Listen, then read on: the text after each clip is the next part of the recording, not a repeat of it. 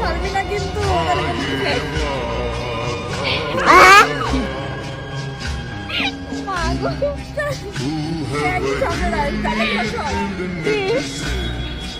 अपना कहा तू है जहां मैं हूँ वहां।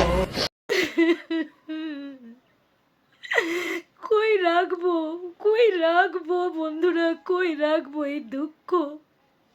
না, জীবনে এমন একটা বন্ধু পাইলাম যার সাথে একটু হাতের মধ্যে হাত ধরে চা ঢেলে হাতটা একটু পুড়াইতে পারি।